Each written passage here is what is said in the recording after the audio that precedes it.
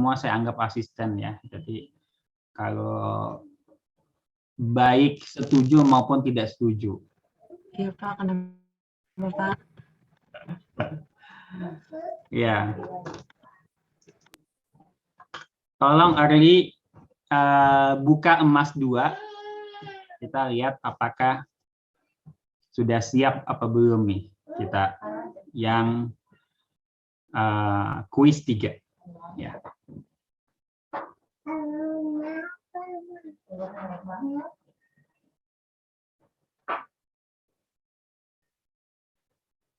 Oh, bentar ya, gua edit dulu.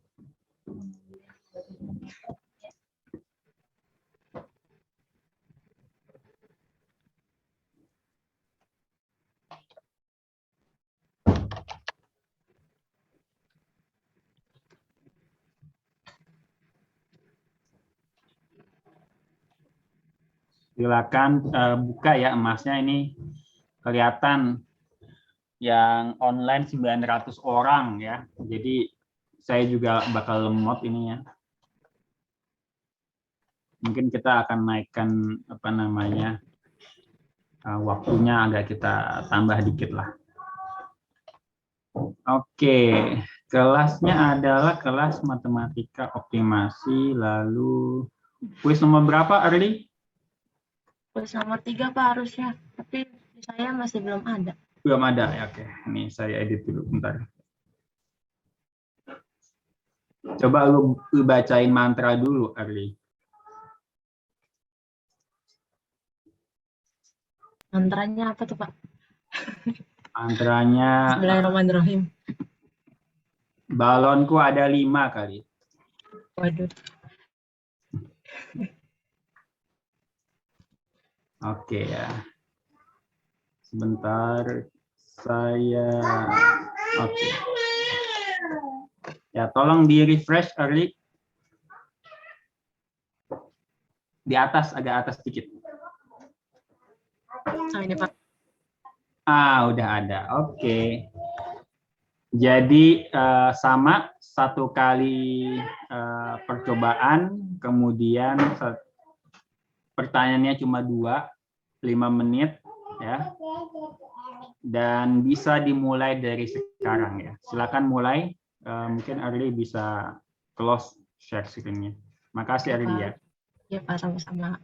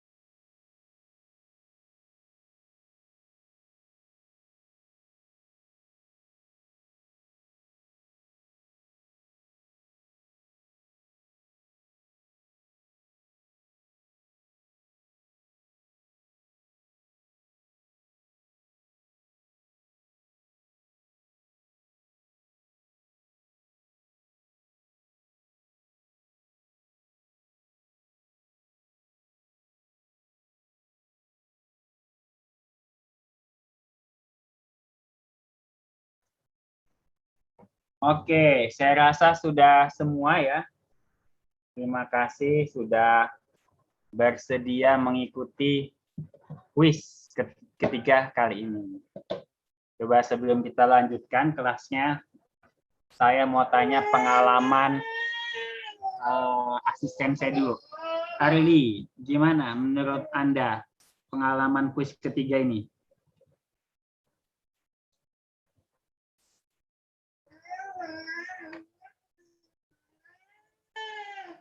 Gimana Arli? Oh, mudah apa sulit Arli?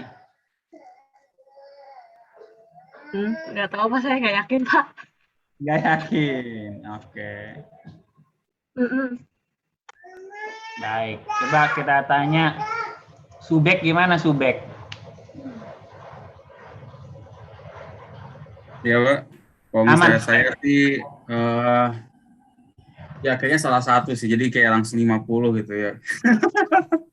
Ya sudahlah. Tadi saya lihat di emas itu yang ikut kuisnya 220-an ya. Sementara ini di Zoom-nya cuma ada 200, sekarang tinggal 200. Jadi ada peserta-peserta gaib nih yang ikutan kuisnya nih. Oke, nggak apa-apa. Tapi saya akan buka rahasia ya. Saya akan buka suatu rahasia. Dava, coba kita tanya dulu Dava Jatmiko. Ya Pak. Menurut Anda, bisa nggak Anda menunjuk hidung dosen yang paling males di departemen?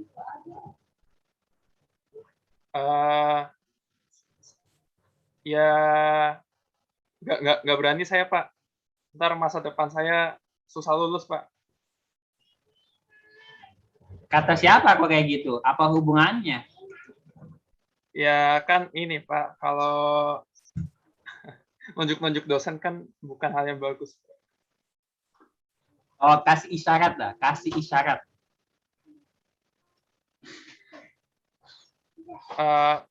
Bapak orangnya pintar Pak, pintar banget Pak.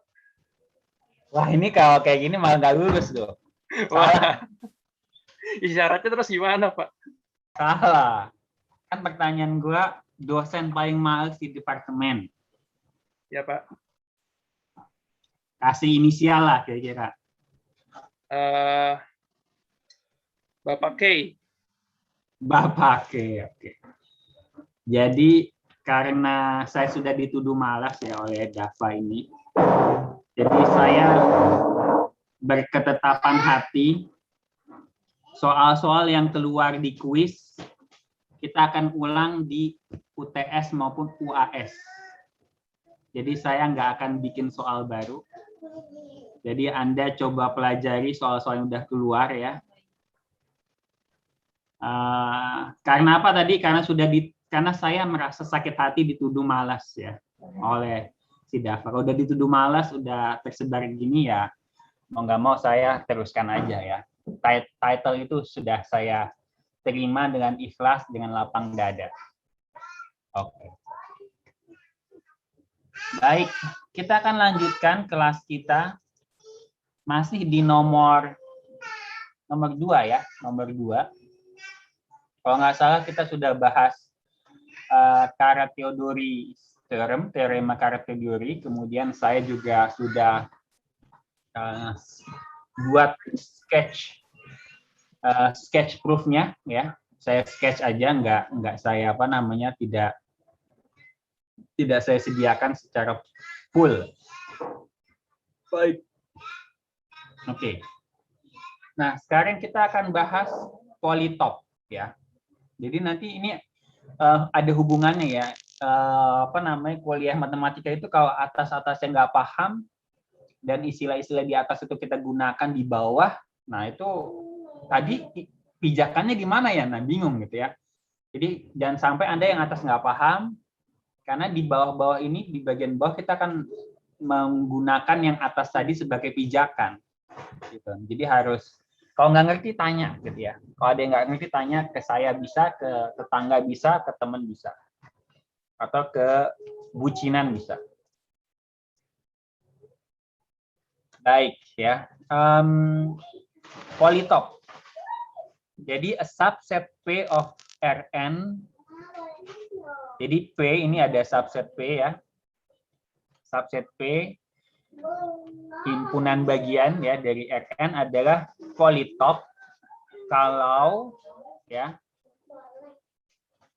kalau dia berupa convex hull ya, convex hull of finitely many points in Rn. Oke. Jadi itu adalah istilah polytope ya, definisi dari polytope.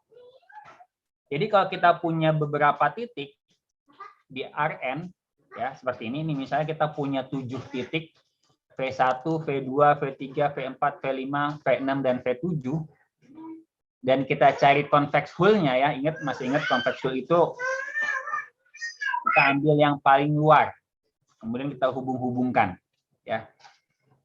Nah, ini adalah berupa polytope seperti itu. Contoh lain apa? Nah, cube. Nah, cube ini kubus ya. Tetrahedron itu berupa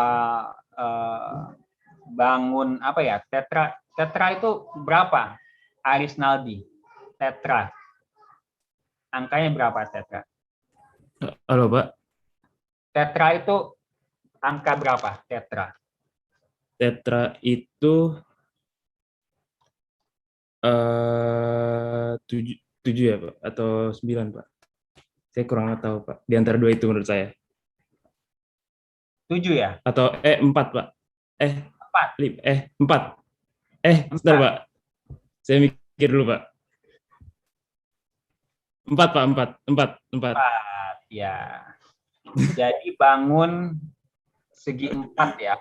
Bangun ruang Iya, Pak. alasnya segi 4 dan dia punya tinggi ya. Ya, kubus termasuk tetrahedron, balok termasuk tetrahedron, seperti itu. Adalah contoh polytope ya. Kenapa sih contoh polytope? Ya karena kalau misalnya kita ambil titik-titik pojoknya ya, titik-titik pojoknya seperti ini misalnya ya. Nanti kita akan terjemahan titik pojoknya. Ini anggap aja cube ya. Titik pojok ini ya, ada 8 titik pojoknya. Cube ini merupakan convex hull-nya. Ya. Begitu juga kalau kita punya misalnya 5 ya, 5 segitiga atau segi 4 lah misalnya ya. Segi 4 ini juga merupakan contoh dari polytope ya, karena dia adalah convex hull dari titik-titiknya nih, 5 titik ini. Nah, gitu ya, convex hull. Tapi perlu diingat juga misalnya nggak harus titik-titik D-nya itu di pojok ya. Bisa jadi juga ada titik di sini ya, ada titik di dalamnya seperti itu. Tapi kulit luarnya itu kita sebut convex hull ya. Masih ingat nggak convex hull itu apa? Felicia. Iya Pak, jadi yang di sebelumnya itu ada 3 definisi, salah satunya dia itu unique minimal set dari titik-titik konveks yang ada di S gitu Pak. Ya, sebelumnya ada ya di sini 3 definisi. Kita biasanya pakai dari awalnya convex hull itu adalah set semua possible convex combination. Ya, semua possible convex combination. Jadi kalau lihat di sini, titik ini adalah bisa convex combination antara misalnya ini dan ini ya, karena ada di antaranya nih. Nah, titik ini juga misalnya convex combination antara ini dengan ini ya, antara V5 dan V4. Titik ini juga convex combination antara V1, V3 dan V2. Seperti itu ya. Convex combination. Oke, nah kita kemudian bisa mendefinisikan extreme point, ya titik ekstrim atau titik pojok, ya. Ini penting sekali ya, terutama di algoritma simplex, karena algoritma simplex itu bergerak dari satu titik pojok ke titik pojok yang lain, ya dari corner point ke corner point yang lain, atau extreme point dari satu extreme point ke extreme point yang lain. Jadi sebuah titik V itu dari convex set P ya. Nah ini susah nih orang Sunda nih. Coba kita tanya. Tarif Naufa, lu orang Sunda bukan? Bukan, Pak. Bukan ya? Iya. Kalau ini bacanya apa nih? Huruf apa? Itu V. P. Apa F? Itu V. Kalau saya nyebutnya V. Kalau ini Itu P. sama apa beda? Beda, Pak. Beda. Ini ada itunya V gitu ya, V. Iya, Pak. V sama P ya. Sebuah titik V dari sebuah convex set P adalah kita bisa bilang extreme point kalau memenuhi ini. Ya, tanda ini apa nih? Coba kita tanya Ridwan Enan Sanusi. Ridwan. Dulu di SMA tanda ini apa Ridwan? Kan ada ini, ada begini, ada begini. Logika matematika ya. Katanya dihapus nih. Gue juga bingung. Ingat nggak Ridwan?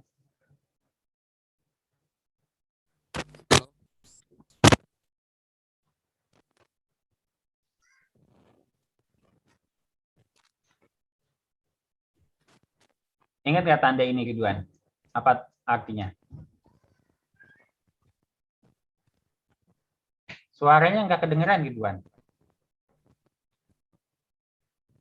Maka, Pak. Apa? Maka, iya betul ya. Jadi ini adalah mengandung arti implies ya, implies maka ya. Atau bisa juga if ini, if P, kemudian then ya, maka Q misalnya kayak gitu ya. Nah ingat-ingat ya. If P then Q. Jadi kalau P berlaku maka Q berlaku ya. Tapi ini kalau if P then Q ini jangan sampai terbalik. Anda boleh dong Q maka P. Nah ini salah ya. Bukan salah, belum tentu benar. Makanya kalau ini dengan ini ekuivalen itu salah ya. Jika P maka Q belum tentu berlaku Q maka P. Itu perlu diingat-ingat. Nah, sekarang saya akan coba coba jelasin. Nah, extreme point itu apa sih? Nah, ini adalah sebenarnya V bagian pertama ini adalah bilang V merupakan convex combination. Ya. V sama dengan lambda X1 tambah 1 minus lambda X2. Jadi, V adalah convex combination. Ya, kenapa convex combination? Karena lambdanya itu antara 0 sampai 1. Ya. Dan juga totalnya ini pasti 1 kan. Lambda ditambah 1 minus lambda kan 1 ya. Dan X1, X2 elemen dari V. Ini V adalah convex combination. Jadi V itu extreme point ya. Ya. Ketika V-nya itu dihitung sebagai convex combination dari dua titik X1 dan X2 ya.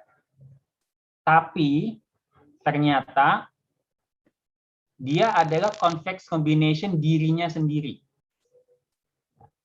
Jadi atau saya terjemahkan secara bahasa. Jadi V itu adalah convex combination, V itu adalah extreme point kalau dia hanya bisa dinyatakan sebagai convex combination dirinya sendiri. Gitu ya. Coba diulang, Rizky Ramadhani. V adalah convex combination. V adalah extreme points jika semua titik-titiknya itu merupakan convex combination ya Pak? Ya, saya ulang lagi ya coba. V adalah extreme point kalau dia convex combination dari dirinya sendiri. V adalah extreme points jika convex combination-nya adalah diri mereka sendiri. Ya, jadi X1, X2-nya ini adalah dirinya sendiri. Gitu. Jadi kalau kita ambil V1, misalnya di sini ya, dia nggak bisa dinyatakan sebagai convex combination V2 dan V4. Dia hanya cuma bisa dinyatakan oleh convex combination V1 sendiri. Jadi X1-nya V1, X2-nya V1. Gitu. Jadi yang titik-titik merah ini adalah extreme point ya. Begitu juga misalnya V6. V6 ini dia convex combination tapi hanya bisa dinyatakan oleh dirinya sendiri. Nggak bisa dinyatakan oleh V7, V6, V4 gitu ya. Sementara kalau misalnya kita ambil titik di sini, ya, dia bukan merupakan extreme point. Karena dia bisa dinyatakan sebagai convex combination V2 dan V6. Gitu ya. Begitu juga V5 nih, ini bukan extreme point karena V5 ini bisa dinyatakan sebagai convex combination V6, V4 dan V2. Gitu. Jadi untuk ngecek apakah ada extreme point, cek aja apakah dia bisa dinyatakan dengan convex combination titik-titik lainnya atau enggak. Kalau bisa berarti dia bukan extreme point, bukan titik pojok. Nah, jadi matematika itu selalu mengaku dirinya itu elegan, ya, dan bisa dipertanggungjawabkan.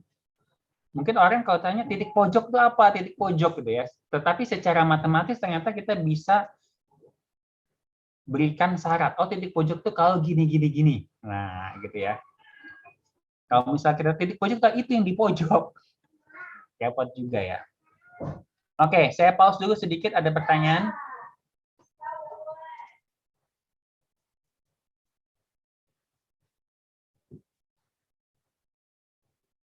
Nggak ada? Oke, saya lanjutin ke bawah. Pak Ahmad. Ya. Saya mau nanya masih bingung yang polytope tadi. Jadi tuh polytope itu bagian dari convex hull ya, Pak? Ya, polytope itu definisi ya. Definisi dari polytope adalah kalau dia convex hull of finitely many points in Rn ya. Jadi sebenarnya saya lupa mungkin emphasize finitely ya. Arfianti, coba ya. Lingkaran ini dia convex hull bukan? Dia convex nggak? Dia convex set tapi bukan convex hull, Pak. Dia convex set, setuju, betul. Tapi apakah dia convex hull apa enggak? Dia termasuk convex hull. Oh. Dan saya yang dalamnya doang. Ya, ini semuanya dia cuma gini, ya. Dia ini adalah convex hull dari infinitely many points. Infinite nih. Infinitely many points. Jadi titik-titiknya banyak banget nih. Ini sebelahnya dikit geser, dikit geser gitu ya. Ini adalah infinitely many points. Nah, polytope itu dia bukan yang punya curve kayak gini. Convex set yang punyanya garis-garis lurus atau bidang-bidang lurus. Gitu ya. Jadi kalau mau ini apa sih maksudnya bedanya sama convex hull? Bedanya ini ya, infinitely atau finitely. Gitu. Gue lupa kasih emphasis tadi. Ada pertanyaan yang lain? Oke, aman. Nanti sebenarnya polytope kita mau kontraskan dengan polyhedron ya. Nah, dia di buku ini dia mengkontraskannya ke polyhedron. Tapi mungkin dia agak lupa. Memang ini secara Anda buka-buka buku real analysis nanti dia apa namanya definisinya ini ya. Baik. Nah, jadi intuitive teorema ya.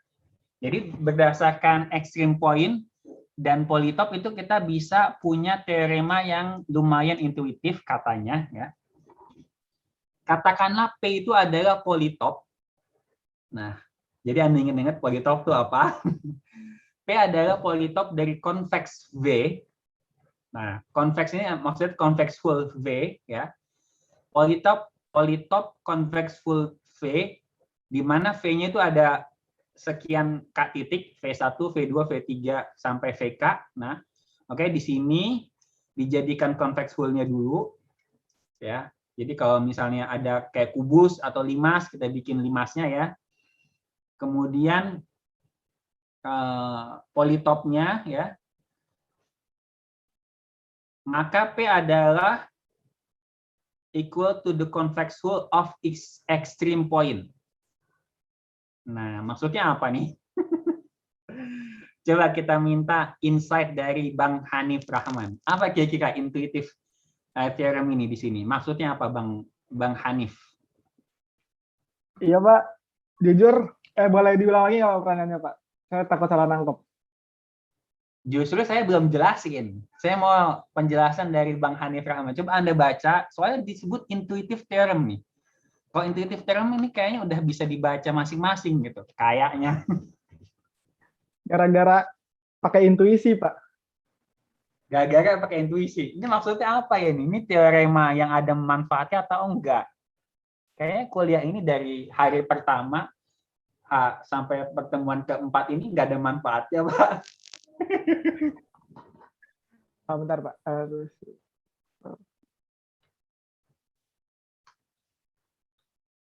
Kayaknya ada manfaatnya Pak, tapi mungkin saya aja yang belum dapat manfaatnya apa.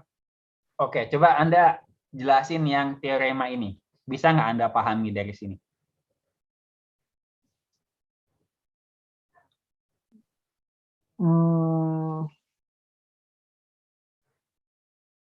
Kurang paham sih Pak, kalau dari teoremanya. Kurang paham. Coba kita minta Arfianti. Bisa nggak Anda coba gali di mana nih letak apa namanya penjelasannya ataupun maksudnya apa di sini, Arfianti? Kalau saya mikirnya jadi problem itu kan di dalam polytop convex combination V. Nah, di mana tuh V-nya itu adalah anggota dari bilangan real, misalkan Rn, berarti misalkan dalam subset dari bilangan real yang di ruang kedua atau ruang ketiga. Terus nanti P-nya itu berarti sama dengan convex hull yang ada di extreme point. Nggak tahu, Pak. Saya ngertiin dong. Oke, ya. Misalnya kita anggap contoh yang tadi lah, misalnya ya. Ini saya ambil 6 titik ya, V1, V2 ya, V3, V4, V5, dan V6. Coba Arfianti cari dulu convex hull-nya gimana, Arfianti?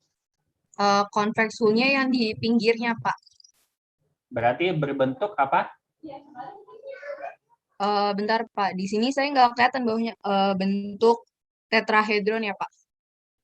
Nggak, ini bangun datar, bukan bangun. Trapesium. Apa? Trapesium. Ya, trapezoid ya. Oh ya. Ya, trapesium lah. Biar keren tuh kita pakai nama bahasa Inggris ya, trapezoid. Oke. Nah, ini adalah polytop ya.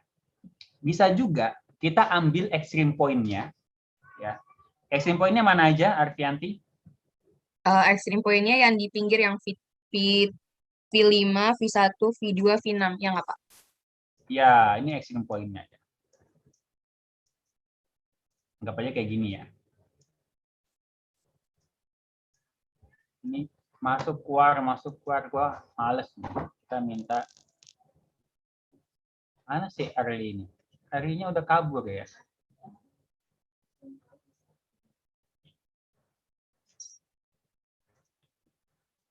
Arlinya kapok nih kayaknya. Oke, dia kayaknya ada kantor ya.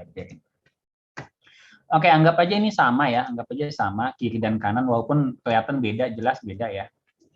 Jadi teorem ini mengatakan ya, kalau kita punya beberapa titik dan kita buat convex hull-nya ya, itu dia akan berupa polytop.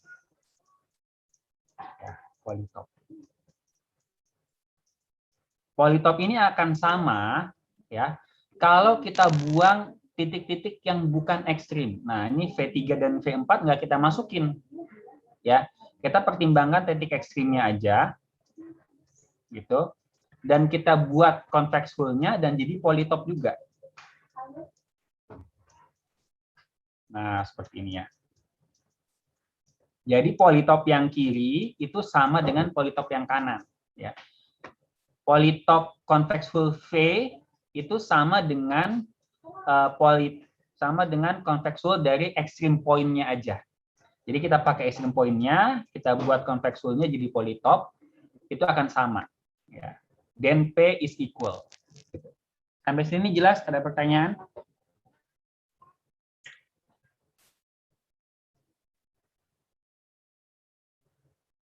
Oke, aman ya. Nah, sekarang kita akan lihat di bawah ini ada keterangan ya. Beberapa slide kita sudah mendefinisikan atau menjelaskan convex set dengan cara titik. Ya. Kita punya titik, kita gabung-gabungkan jadi convex full. Jadi sebuah convex set ya. Nah, ini adalah representasi interior. Karena kita melihatnya dari dalam. Bisa juga kita melihat dari eksterior, dari luar. Ya. Bisa juga kita melihat dari luar. Seperti itu.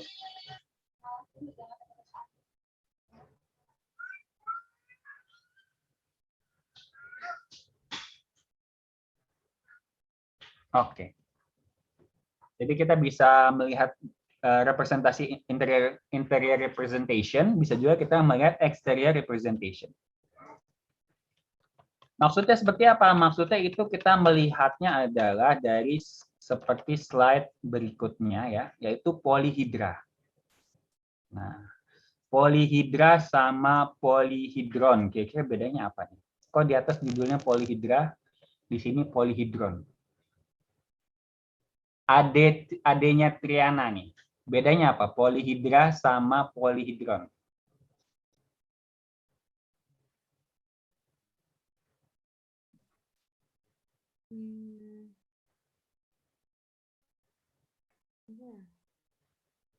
Suaranya kurang kencang. Adanya Triana. Bedanya Kira-kira apa? Nah, bedanya itu adalah yang satu adalah mufrad. Mufrad, ya, yang satu lagi itu adalah jama'. Bedanya apa? Yang satu singular, yang satu lagi plural gitu ya. Jadi polyhedron itu adalah singular, mufrad, ya. Polyhedra itu adalah apa tadi? Plural ya, jamak. Oke, sebuah subset P of element of Rn ya. P berarti dia bentuknya Rn, sebuah polyhedron if there exists a matrix A. Nah, ini matriks nih. Matriks A Anda ingat-ingat lagi, belajar matriks itu di kelas aljabar linier. Ya, nanti kita akan sambungkan dengan kelas aljabar linier. Dan juga di kelas linear programming kan bentuknya matriks juga ya. Matriks pertidaksamaan. Nah, ini kita hubungkan. Matriks A dan vektor B. Ya, Anda bisa lihat. Ini Pak Komar ngapain nulis jamak mufrad yang nggak jelas begini ya. A, R, M, N, kemudian vektor B, RM such that P, X elemen Rn, AX lebih kecil sama dengan B. Ya. Nah, ini Anda berulang-ulang kayaknya lihat AX lebih kecil sama dengan B. Tapi sebelumnya mungkin kita perlu perhatikan secara seksama A dan B. Gitu. Coba, Rizky Adi Pratama, ukuran dari matriks A itu berapa baris, berapa kolom? Sabar Pak, dipikir dulu Pak.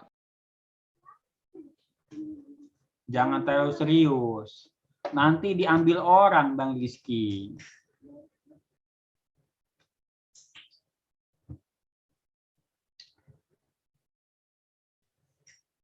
Jadi kalau sudah hatinya sudah seret, gitu ya, nggak usah cari-cari yang lain, Bang Rizky.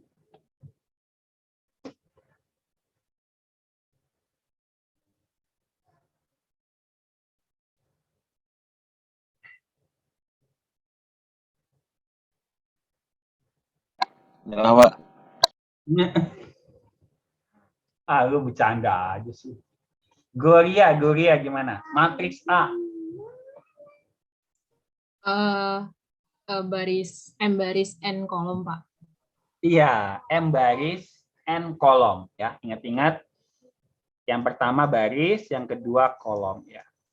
Baris itu kalau nanti di program linear itu adalah dia represent number of constraint ya.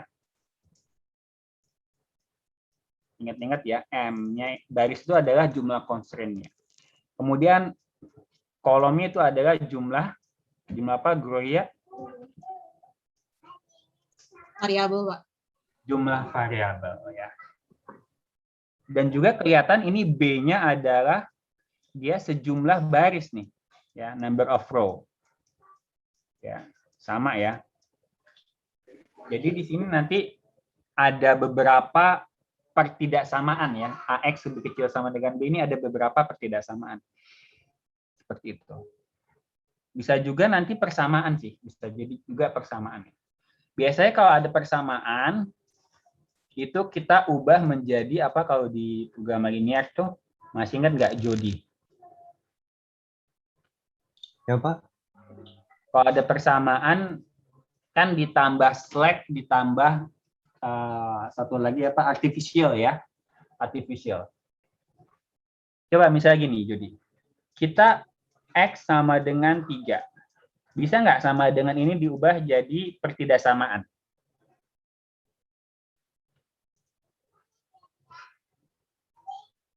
Sejujurnya lupa, Pak. Kayaknya nggak bisa ya. Nggak bisa, oke. Jadi sebenarnya bisa ya. Caranya gimana? Caranya kita buat 2 pertidaksamaan.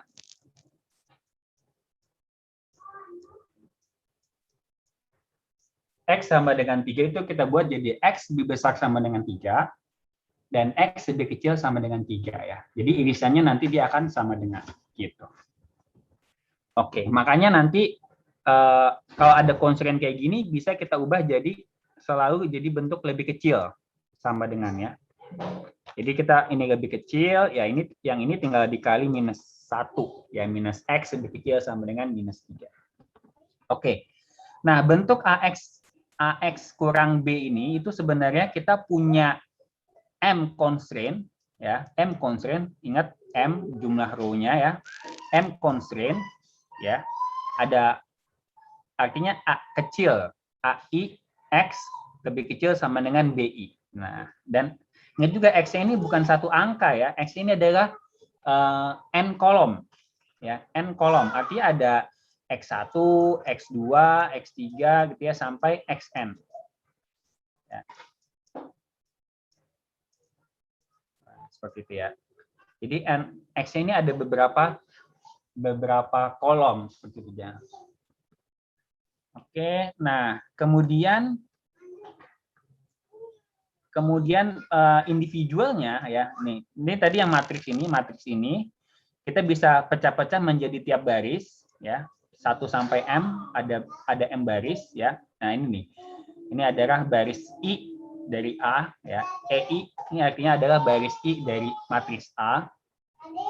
Kemudian satu baris ini kita sebut dengan half space. Half space. Apa terjemahan Indonesianya half space? Randi Akmal Syah.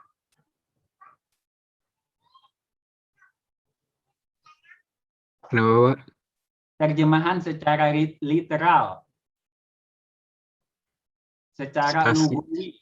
Kalau Spasinya misalnya setengah, Pak. apa? Spasinya setengah. Spasi yang setengah. Spasi kita artikan dengan ruang. Ruang, ya. Ruang setengah. Ya. Jadi ya constraint itu bisa kita anggap sebagai dia half space, ruang setengah ya. Misal constraint kayak gini ya. Dan dia itu ke arah sana ya. Ya dia ngebagi yang bagian sini ya dengan bagian sini. Half space. Makanya kita sebut half space. Setiap constraint yang linear, ini constraint yang linear, dia adalah half space ya. Jadi kita punya misalnya ini juga, ini akan ngebagi setengah nih.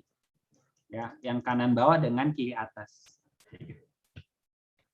Nah, kemudian ya P tadi adalah karena itu dia punya sekian constraint, punya M constraint ya. Jadi coba lihat di sini ya. P adalah X di mana berlaku AX lebih kecil sama dengan B ya. P itu ada ini. Ini polyhedron, terjemahan dari polyhedron ya. Jadi polyhedron itu adalah sebenarnya intersection dari M half spaces ya. Jadi ruang setengah ini atau saya akan seterusnya sebut half space. Kita punya M constraint atau M half space dan kita cari intersection-nya. Nah, mungkin kok agak rumit ya? Sebenarnya nggak rumit. Ini adalah yang kita pelajari di SMA, yang kita pelajari di kelas linear programming. Nah, ini contohnya. Kita punya berapa constraint di sini? Jalaluddin. Berapa constraint di sini? Ada 2, Pak. Ada 2. Apa aja? Yang ada 3 nih. Ada 3. Ya, apa aja? Yang 2x1 minus x2 sama dengan 2, terus x2 sama dengan 1, sama x1 plus 2x2 sama dengan 6. Oh ya, betul ya. Bukan yang ini sama dengan ya.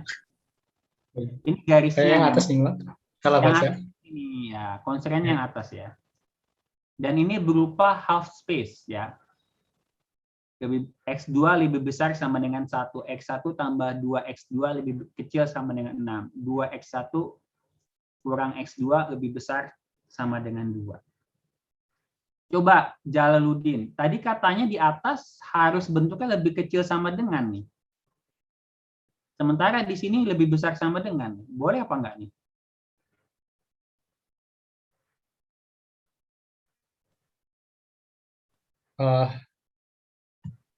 Beda ini nggak sih, Pak? Beda. Kalau yang atas kan itu ke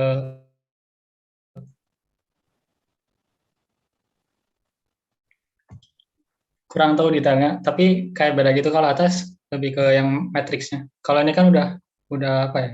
Ke garisnya X-nya. Ya, bisa kita ubah kan ya, Jalal ya? Kurang tahu, Pak. Kenapa kurang tahu Anda? Boleh nggak kayak gini? X2 lebih kecil sama dengan 1. Ini ekuivalen nggak ini dengan ini?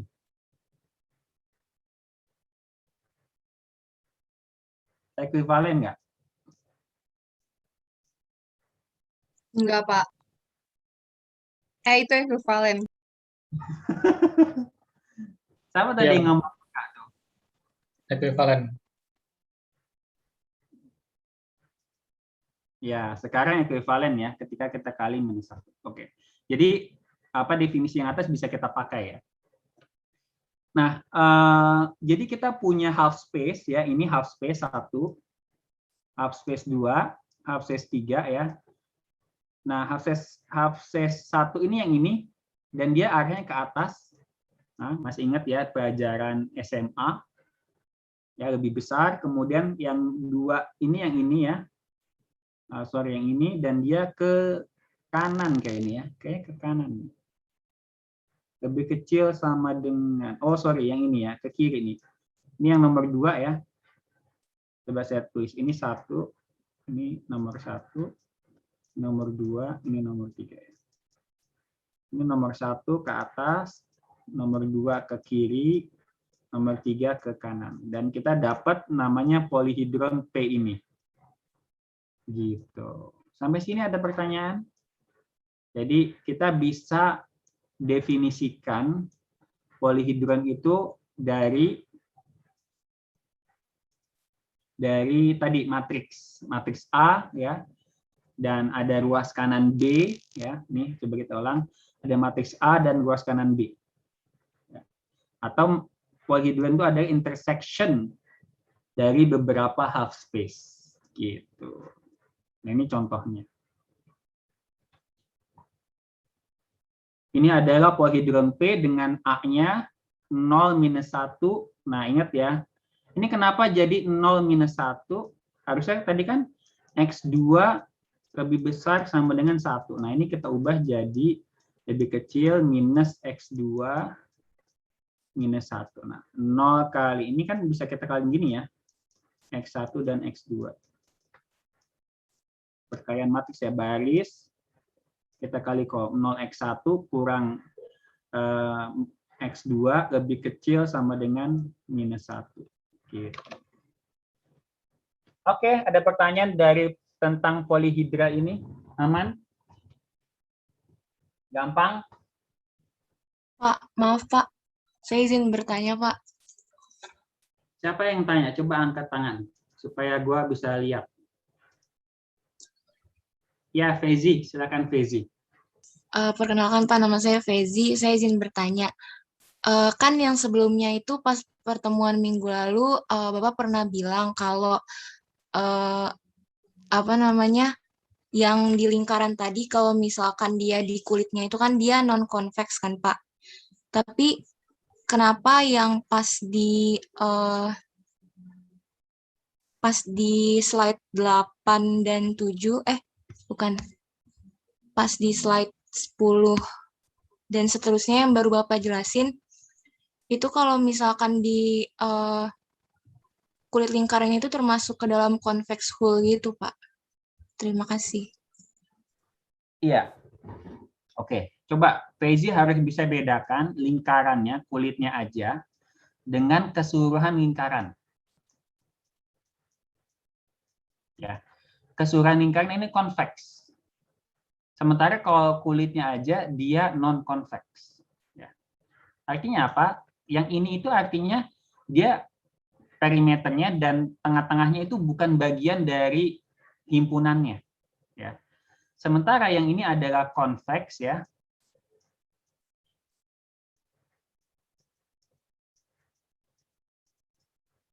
Ya. Kalau kita misalnya ambil dua titik ya dimanapun, entah ini dengan ini, ya, dan kita ambil convex combination-nya, dia itu ada di dalam lingkaran dan isinya juga termasuk kan himpunannya. Bisa kita ambil juga titik ini dengan ini, ya. Dia pasti convex combination-nya itu ada di dalam lingkaran. Nah, sementara kalau kita punya kulitnya aja seperti ini ya, kita ambil dua titik, misalnya ini ya, dan kita hubungkan. Nah, karena tadinya dia cuma yang perimeter aja, kelilingnya aja, yang dalamnya itu bukan merupakan himpunan ya, makanya convex combination-nya itu di luar set tersebut. Gitu. Bisa paham nggak, Fezi? Bedanya apa? Ya, oke ya. Jadi bisa paham dia termasuk dalamnya apa enggak? Kalau termasuk dalamnya convex, kalau ini kosong ya, dia enggak, dia non convex. Sama juga seperti kayak gini kan, ini enggak termasuk nih. Jadi kita ambil convex combination, ada yang di luar. Oke.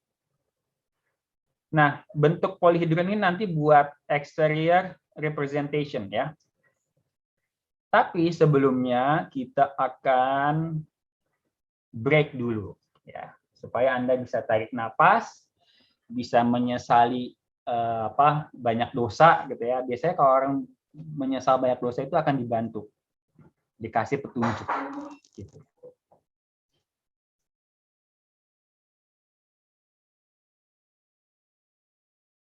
Recording stopped.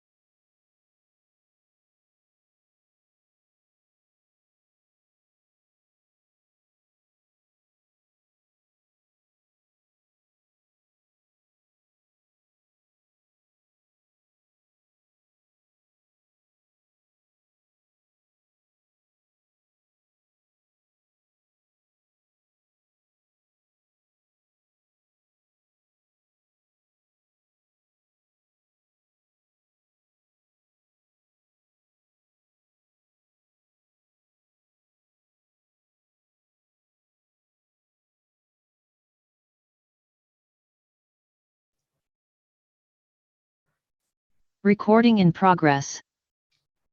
Oke, kita lanjutkan. Silakan menyalakan kamera kembali. Mohon maaf, saya sambil balesin kerjaan ya sebagai sekdep yang akan selesai dalam beberapa bulan ini. Jadi saya cukup terkesima ya. Jadi di rumah saya ini ada anak pendidikan dasar dan menengah itu ada 4 biji yang sekolah. Ya, ada yang TK, ada yang SD, ada yang SMP. Semua anak gua, ya, bukan anak tetangga. Dan salah satunya itu ada yel-yelnya. Ya, kalau di TK itu karena anak TK-nya udah online kan, karena online males ya. Saya juga yakin ada kejenuhan di diri Anda ya ketika kelas saya udah kelasnya nggak jelas, susah, ujiannya gua kok nggak naik-naik kayak nilainya gitu ya. Jadi, nah sama di TK anak saya itu ada yel-yelnya. Jadi yel-yelnya gini, mungkin Anda bisa dengerin. Jadi kalau gurunya bilang, mana semangatmu? Nah, anak TK-nya harus bilang, ini semangatku, gitu. Gimana, Felicia udah paham belum yel-yelnya? Paham Pak, kenapa? Coba ya, kita tes sama Felicia nih. Jangan, nggak usah dimatiin Felicia, dinyalain aja. Jangan saya sendiri dong Pak, nggak seru dong Pak. Oh gitu, ketakutan si Felicia. Oke. Coba, saya minta dulu berlima lah. Aren, mana Aren? Aren, dibuka Aren. Saya udah feeling nih Pak Komar. Dava. Wah, langganan Pak. Hanif Kamaludin. Satu lagi kita panggil Hani Savana. Ini anak muda kayaknya nih. Hani Savana. Ya, berempat dulu lah atau berlima ya. Coba ya. Coba jangan dimatiin dong. Mic-nya aja dimatiin coba. Ya. Pak, saya lagi di luar Pak, malu Pak. Lagi di luar lo. Bisa. Iya, lo bisa. Iya Pak, maaf Pak. Ini saya aja pakai masker Pak. Lu bisa. Ya udah dah, nggak apa-apa. Ya. Coba ya. Mic-nya dinyalain dulu, mic-nya. Mic-nya dinyalain dulu. Ya udah deh. Oke Pak, siap. Nah, ya saya dulu ya. Mana semangatmu? Ini semangatku. Semangatku. Nah, kayak gitu ya. Jadi kalau kelihatan anak TK-nya, anak 2 TK itu anak masih bocah banget kan, ingusan tuh sekolah online. Jadi kayak gurunya, oh anaknya udah capek nih, nah diajakin lah yel-yel gitu. Jangan sampai gue suruh yel-yel FT nanti kan, bisa 3 jam kita yel-yel. Oke. Jadi Anda bisa lihat ya contoh yang ini, kita lanjutin ya. Jadi Anda bisa nanti simpan yel-yel tadi ya. Polihidra yang contoh 1 ini dia adalah, bisa lihat dia adalah bonded ya. Apa namanya, terbatas. Dan ini juga berupa politop ya, berupa politop. Kenapa saya bilang politop ya?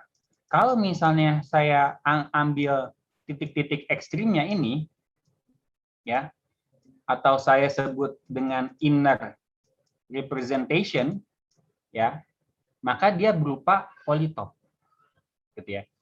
Ini inner kita ambil titik-titik ekstrimnya dan kita jadikan convex full. Ya. Sementara kalau kita ambil dengan menggunakan outer representation, yaitu dengan menggunakan matriks ini, itu dia kita sebut polihidra. Nah, polihidra itu kadang berupa politop, ya, karena tertutup, kadang juga dia enggak. Contohnya adalah ini, ya. Ini bukan, ini politop, oke, tapi dia ini adalah polihidra, tapi bukan politop. Saya ulangi lagi ya. Ini polihidra, tapi ini bukan polytope. Ya. Karena dia kalau polytope itu kan harusnya finite, ya, titik ekstrimnya finite, dan kita cari convex hull-nya. Nah, ini nggak bisa kita batasin segini doang nih, karena dia akan terus ke atas, ya, infinite gitu ya. Jadi daerah apa namanya kalau di linear programming itu kita sebut feasible solution atau feasible space. Daerah solusi yang layak itu dia unbounded, tidak terbatas gitu. Jadi karena X2 lebih besar dari 1 ke atas ini, kemudian 2X1 kurang X2 itu lebih besar dari 2 itu ke kanan ya. Dan dia unbounded, nggak ada batasan atasnya. Ini adalah polihidra tapi bukan polytope. Sampai sini ada pertanyaan? Pak Komar, saya mau nanya. Ya, Febrima. Udah siap yang lihat Febrima? Siap Pak kalau rame-rame. Oh, ya ya. Gimana ada pertanyaan apa? Saya masih belum ngerti bedanya antara polihedra sama polytope, Pak. Ya, oke. Jadi polytope itu adalah ketika kita mau membuat ya convex set secara inner representation. Ya. Jadi kita ada titik-titik gitu ya, dan kita cari convex hull-nya, Febrima. Paham sampai sini, Febrima? Paham, Pak. Paham. Nah, kalau polihidra itu sebenarnya kita juga cari atau menyatakan convex head, tapi melalui outer, dari luar. Artinya kita definisikan batasan-batasannya. Ya, batas-batasannya nanti akan berupa matriks nih.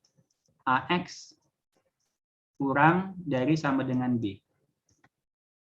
Gitu, berupa matriks. Ya. Matriks ini nanti ya berupa ini nih, ini, kayak gitu. Jelas? Jadi polihidra itu dari outer, dari luar, sementara polytope itu dari inner, dari dalam. Titik-titiknya kita hubungin.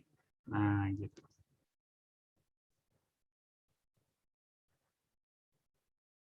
Gitu, Febrima? Aman? Aman, Pak. Makasih, Pak. Aman, oke. Apa? Berarti itu bukan convex ya? Ini juga convex. Convex enggak, Jalaluddin? Menurut Anda? Convexnya berarti di garisnya doang? Di daerah sini convex nih. Jadi di titik ini, kalau kita ambil 2 titik ya, sembarang di sini, dan kita hubungkan, dia berada di dalam set tersebut. Ya, gitu Jalaluddin? Oke, paham. Paham, aman ya. Jadi polihidra juga termasuk convex set. Ya, termasuk dia convex. Nah, jadi di sini kita bisa bedakan ya antara polytope dan polyhedron. Polytope itu adalah convex hull of finitely many points karena dia inner representation ya. Itu jadi dari beberapa poin terus kita hubungkan convex hull-nya. Nah, kalau polyhedron itu kita punya half space yang tadi AIXI kurang dari sama dengan BI. Nah, ini ada half space dan kita intersection, kita potong-potong. Kita cari irisannya. Gitu. Nah, polytope sama polyhedron itu sama. A set P is a polytope. Ya, dia itu polytope, itu dia juga polyhedron kalau bonded. Ya, polyhedron itu bisa bonded, bisa unbonded ya. Kalau dia bonded, dia adalah berupa polytope. Ya. Contoh pertama ini bonded nih. Ya, dan ini bisa kita nyatakan sebagai convex combination dari titik-titik ekstrimnya. Nah, sementara kalau ini karena unbounded kita tidak bisa nyatakan sebagai polytope ya. Karena titik ini kan masih panjang ke sana ya, terus ya. Ini bisa terus ke atas nih. Terus atas sampai keluar layar monitor saya juga. Keluar dari laptop saya juga bisa gitu ya. Ini juga ke sana gitu ya. ini unbounded. Gitu ya. Ini teoremanya. Bisa dipahami? A set P is a polytope if and only if. Ya, jadi dua arah. Kalau dia berupa polytope, maka dia adalah berupa bounded polyhedron. Kalau dia berupa bounded polyhedron, dia berupa polytope. Artinya nanti convex set yang bounded ini bisa kita nyatakan dengan extreme point, ya, seperti ini misalnya ya, atau bisa kita nyatakan sebagai intersection dari half spaces. Ya, sama-sama ini segi 5 ini ya. Cuma dinyatakan ini extreme point karena dia polytope, atau dinyatakan sebagai intersection dari half spaces gitu. Sampai sini ada pertanyaan? Saya mau tanya, Pak. Ya, Hanif silakan. Tadi itu yang constraint kenapa yang persamaan constraint kenapa kok jadi kebalik, Pak? Yang mana? Saya masih belum nangkep. Yang tadi kan ada tuh constraint-nya kan dirubah jadi matriks, yang matriks AX sama dengan ini kan ada persamaannya nih. Kan di sini X2 lebih besar sama dengan 1. Oh, di sini jadi 0 min 1 terus B-nya sama dengan min 1, Pak. Itu dibalik biar apa, Pak? Kalau misalnya gini, X sama dengan 1. X sama dengan 5. Kalau boleh nggak ruas kiri dan ruas kanan kita kali dengan minus 1? Boleh. Boleh. Jadi minus X sama dengan minus 5. Sama dengan. Gitu ya. Kalau misalnya X lebih kecil sama dengan 5, boleh nggak ruas kiri, ruas kanan kita kali minus? Boleh, tapi tandanya dibalik. Nah, itu dia. Ini cuma tandanya dibalik aja. Itu fungsinya itu apa, Pak? Nah, karena di sini adalah kita definisinya selalu lebih kecil sama dengan. Oh. Jadi kalau ada lebih besar sama dengan kayak gini ya, ini kita perlu kasih dia minus ya, supaya dia berubah jadi lebih kecil sama dengan gitu, supaya sepakat dengan definisi di atas. Gitu. Banyak, aman? Pak. Okay. Aman ya. Pak, saya mau tanya juga, Pak. Siapa yang mau tanya? Saya Pak Felicia, Pak. Ya, gimana Felicia? Jadi yang polytope sama polyhedron itu bedanya cuma maksudnya cara nyampeinnya aja dia inner atau outer, tapi ngomonginnya titik-titik yang sama gitu kan Pak, atau hole yang sama gitu? Ya, dia merujuk ke himpunan yang sama. Jadi ada himpunan convex ya, kita bisa rujuk dia dari titik ekstrim, atau kita rujuk dia dari half space, dari constraint. Gitu. Oke, makasih Pak. Ya. Nah, sekarang kalau tadi kan extreme point itu kita sudah definisikan ya dari sisi polytope. Ya, Anda masih ingat yang kayaknya agak aneh di sini ya, definisi extreme point dari sisi polytope. Mana ya? Kebanyakan coretan gua. Nah ini dia. Ini definisi extreme point dari sisi polytope, dari inner representation, ya. Dari titik-titik ekstrimnya. Dari titik-titik yang convex hole-nya. Gimana kalau kita sekarang mendefinisikan extreme point itu dari sisi half space, gitu ya. Jadi kita akan definisikan extreme point dari sisi half space-nya, ya. Jadi gini, ketika kita dulu belajar di SMA matematika, gitu ya, ada namanya sistem programa linear. Yang masih ingat ya, biasanya membeli jeruk atau apa gitu-gitu ya, biasanya gini, gitu ya kayak gitu. Kemudian biasanya yang tengah ini nih daerahnya. Kita mau memaksimumkan, meminimumkan, dan kita tinggal uji titik-titik pojoknya, titik-titik ekstrimnya. Ya. Kita tahu titik ekstrim ini adalah dia perpotongan, ya, perpotongan antara dua garis. Dua garis antara misalnya ini garis F dan garis G. Tadinya F-nya itu ada lebih besarnya atau lebih kecilnya gitu ya. Kita buang lebih besar lebih kecilnya, kita ubah jadi sama dengan. Jadi garis. Ini kita ambil sama dengan, kita cari perpotongannya di sini. Gitu. Betul nggak gitu? Fairuz Zahra. Masih ingat nggak waktu SMA? Masih, Pak. Masih ingat ya? Jadi, nah di sini juga sama sebenarnya. Jadi kita punya AX lebih kecil sama dengan B, itu kita cari, kita ubah lebih kecil sama dengan menjadi sama dengan. Jadi ya, kita cari, kita ubah lebih kecil sama dengan jadi sama dengan. Ya. Cuma perlu diingat ya, ini kan R2 ya, artinya kita punya dua variabel. Sementara di bentuk ini kita punya 4 baris ya, setidaknya ya. Ini baris F, baris F, baris G ya, constraint F atau half space F, half space G. Ada juga half space yang ini ya. Ini misalnya saya nyatakan dengan L. Ada juga half space ini yang M. Ada 4. Ya. Ketika kita R2 dan kita cek perpotongan, kita ambil cuma 2 garis. Gitu ya.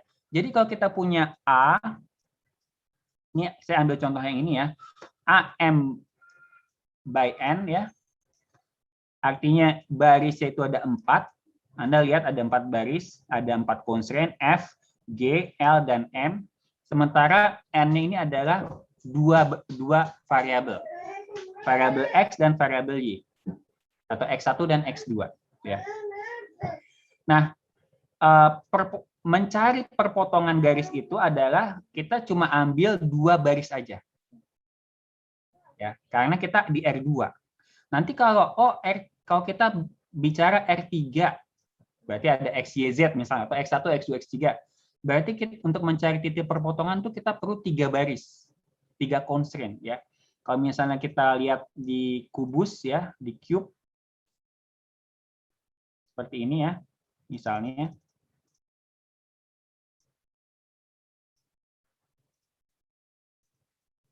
Gitu ya. Titik ini ya, itu adalah perpotongan antara 3 garis ya. 1, 2, dan 3. Gitu ya. Jadi kalau kita punya Rn, kita perlu n baris buat mencari titik perpotongannya ya. Nah, itu nanti kan, oh kenapa n baris? Nah, Anda buka lagi di buku Al-Jabariniyak ya. Nah, dia hanya bisa mencari solusinya dengan sebuah titik kalau rank. Nah, ini dia ada ranknya itu n. Artinya apa? Artinya jangan sampai kita kayak gini nih ya. Misal kita buat 3 dimensi lah, R3 ya. R3 bukan mobil R3 ya, maksudnya. Gaje dosen ini. Gaje Pak, nggak lucu Pak. Biarin aja Kak. Daripada lu gua suruh yel-yel lagi kan. Nah.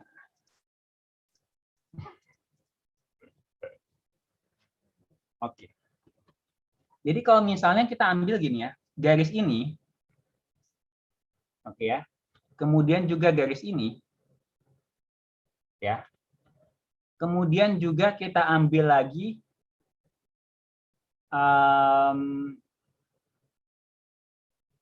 misalnya adalah garis ini nih, ya, garis ini, yang dia ada di bawah juga. Garis ini itu ada 3 ya, 1, 2, 3. Sama-sama dia ada di lantai dasar. Ini itu tidak berpotongan di 1 titik, ya, berpotongan di 3 titik, 1, 2, dan 3. Ya. Kenapa? Karena ranknya itu cuma 2. Ya. Artinya apa? Garis ini itu bisa dinyatakan sebagai kombinasi dari baris ini dan baris ini. Linear independent. Jadi di apa namanya di ALIN tuh kita harus lihat baris kalau ada matriks kita coba eliminasi Kalau kita punya satunya itu sebanyak n, berarti dia adalah linear independent. Ranknya n. Kalau kurang, berarti dia ada yang merupakan duplikat atau bisa dinyatakan dalam baris lainnya. Gitu ya. Jadi untuk mencari perpotongan kita harus punya rank n gitu ya. Dan kita ngambilnya enggak m baris ya. Kita ngambil n baris. Kayak tadi kan kita punya 4 baris, 2 kolom. Jadi kita ambil 2 baris aja. Gitu. Jadi kita ambil equality-nya, kemudian kita ambil sekian baris.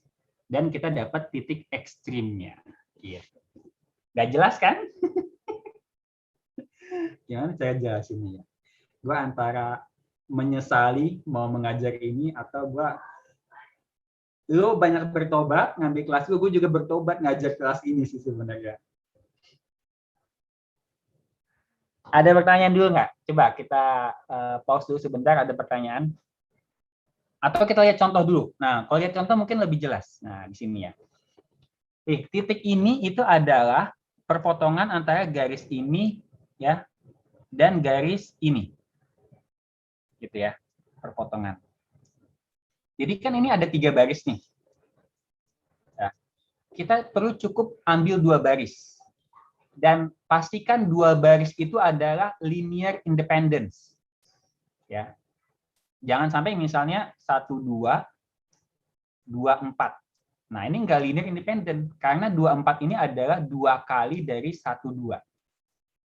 Gitu. Atau misalnya gini, 1, 2, 3. 2, 1, 4. Nah, yang baris ketiganya 3, 3, 7.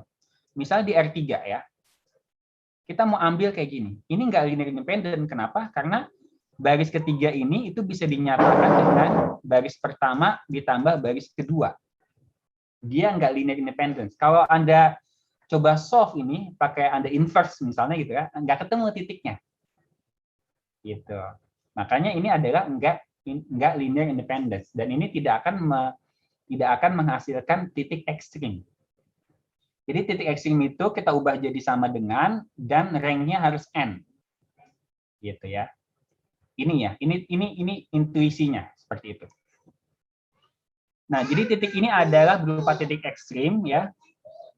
Karena kalau misalnya tadi ya titik 3/21 ini 3/21 ya, coba saya hapus dulu.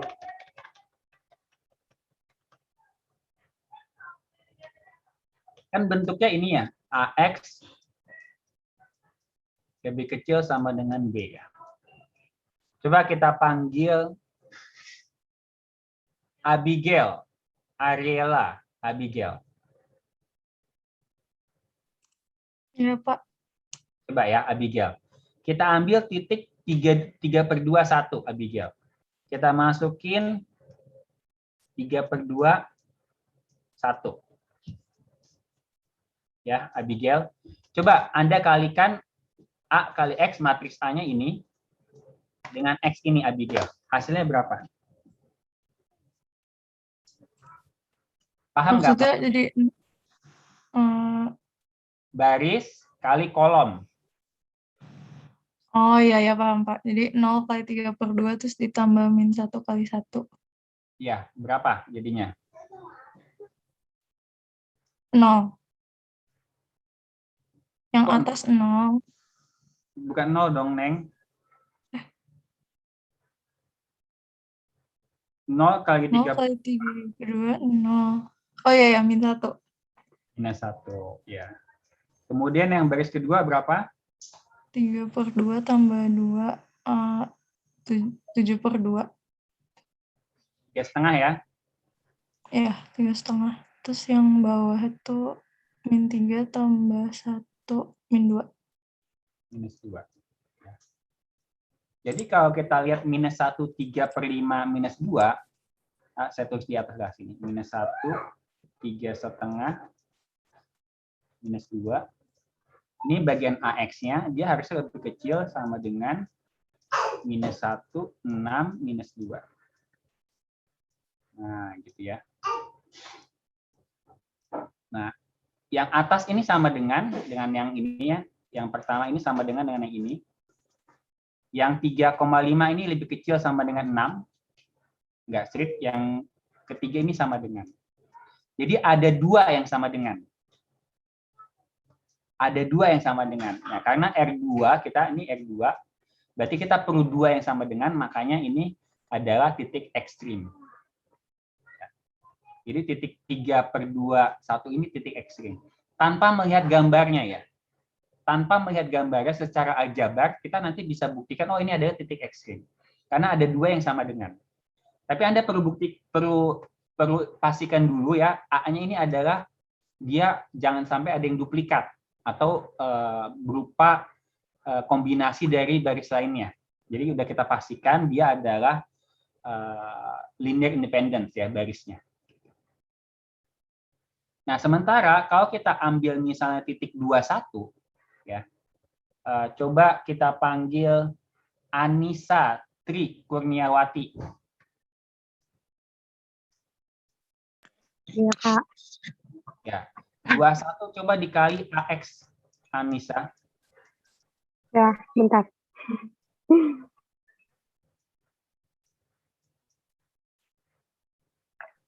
Berapa 21? Yang pertama minus 1, Pak. Ya. Komponen kedua. Yang kedua 4. 4. Komponen ketiga. 2. Hah? 0. 0. Iya kan, minus 2. Bercanda, Anissa ini bercanda aja bercanda. Terus 2 kali 2. Terus ditambah 4. Nah. Coba, ini minus 21 kali 21. Oh, saya baca 4, maaf. Bercanda aja dari tadi. Minus 3. Berapa? Minus 3. Minus 3 ya. Nah, ini ruas kanannya yang B-nya ya. Yang strict itu cuma komponen pertama aja nih, sama-sama minus 1. Sementara komponen kedua itu enggak, komponen ketiga itu enggak juga. Lebih kecil lebih kecil, strictly lebih kecil. Ya. Anda juga bisa lihat dari gambar nanti titik ini itu memenuhi constraint pertama aja. Dan dia tidak terletak di constraint yang garis ini maupun garis ini. Ya, sementara kalau tadi yang titik 3/2 1 ini memenuhi constraint ini ya. Yang pertama strict makanya, sama constraint ini ya. Constraint yang ini adalah yang bawah yang ketiga. Jadi titik ini adalah P ini bukan titik ekstrim. Kenapa? Karena dia cuma memenuhi atau ranknya 1 gitu ya. Harusnya ranknya 2. Yang strictnya dia cuma ada 1. Gitu. Jadi enggak, kadang kan nanti kalau ketika R3 ya, kalau R2 kita bisa gambar kayak gini nih. R3, R4, Rn itu kita nggak bisa gambarnya dan kita ngeceknya itu pakai ini. Pakai aljabar. Gitu. Sampai sini ada pertanyaan? Saya mau nanya Pak Hanif, Pak. Ya Hanif, silakan. Itu tentuin titik X itu berarti sembarang gitu Pak, selama ada di subsetnya gitu Pak. Titik X-nya, ya ini cuma contoh aja. Contoh kalau tadi kalau R3, R5, R10 gimana caranya Pak? Ya, R3, R5 itu maksudnya ada, misalnya R5 ada 5 variabel, Hanif. Tapi titiknya itu nggak boleh di luar si convex head-nya itu Pak ya? Ambil dari data headphone-nya. Titiknya itu, kan ada titik-titiknya nih. Kita titiknya harus nggak boleh di luar dari constraint-nya itu berarti Pak? Nggak boleh dia dari constraint. Saya masih mencerna dulu pertanyaan Anda. Bisa diulangi lagi nggak? Jadi misalnya nih, kita kan mau uji titik Pak. Berarti kita harus tahu ya kalau titiknya itu harus ada di dalam si convex set-nya itu. Ya, jadi gini. Untuk menguji dia titik ekstrim atau enggak ya, itu sebenarnya kita ada di slide berikutnya. Ya. Ada berapa extreme point yang bisa exist?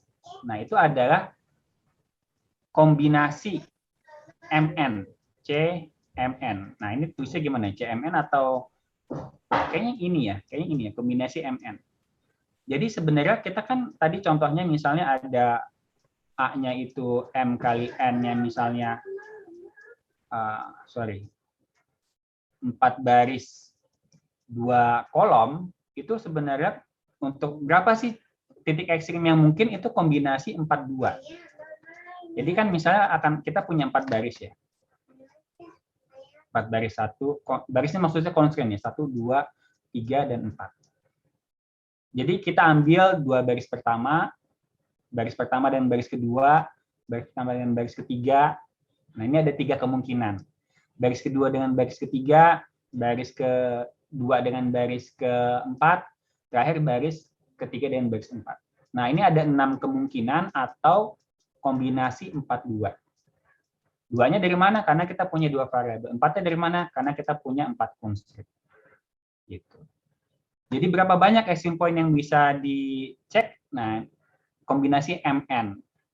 Jadi kalau tadi tanya Hanif, gimana cara ngeceknya extreme point ya? Kita tinggal ambil semua kemungkinan, Hanif. Gitu. Jadi kalau kita mau pakai cara SMA, kalau cara SMA kan kita cek semua kemungkinan ya. Nah, di R2 ini sedikit. Sementara di program linear itu R-nya bisa 1000 atau 100. Dan itu agak sulit ketika kita mau cek semua kemungkinan. Gitu. Tapi kalau kita cek semua kemungkinan ya pasti kita dapat solusi yang paling bagus ya. Sama ketika di SMA, kita cek semua kemungkinan. Gitu ya. Jadi Anda cek semua hati wanita yang ada gitu.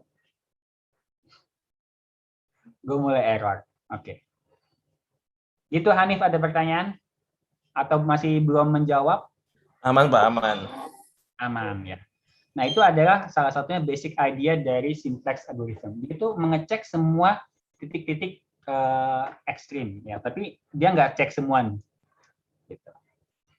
Jadi kalau mau bodoh-bodohan, kita cek semua kemungkinan, kita solve equality subsystemnya, caranya gimana? Pakai Gauss-Jordan misalnya, ya, karena kan udah jadi persamaan matriks. Bukan AX lebih kecil sama dengan B lagi, tapi jadi AX sama dengan B. Udah sama dengan nih. Kalau sama dengan kita bisa pakai materi di aljabar linear. Nah, tapi kita di optimasi itu ada pertidaksamaan. Oke, sampai sini dulu. Saya rasa udah mulai ngebul. Ya, yang ngebul saya yakin bukan Anda, tapi yang ngebul ini yang ngajar ya. Jadi kita sampai slide 18 ya. Silakan Anda pelajari lagi. Anda coba pelajari ya. Jadi pesannya Anda pelajari, kemudian Anda pasrah minggu depan, dan Anda coba ingat-ingat karena soalnya mungkin akan keluar di UTS. Gitu. Oke, karena apa? Aren, soalnya bakal keluar di UTS karena apa? Karena Pak Komar rajin. Ya lu kayaknya nggak lulus Aren lu. Gue udah ngajarin A. Gak boleh gitu Aren.